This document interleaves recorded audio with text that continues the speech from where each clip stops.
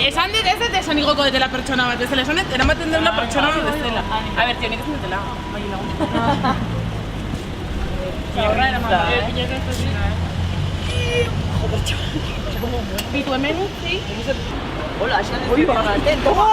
Toma, que bestia. Hola, Israel.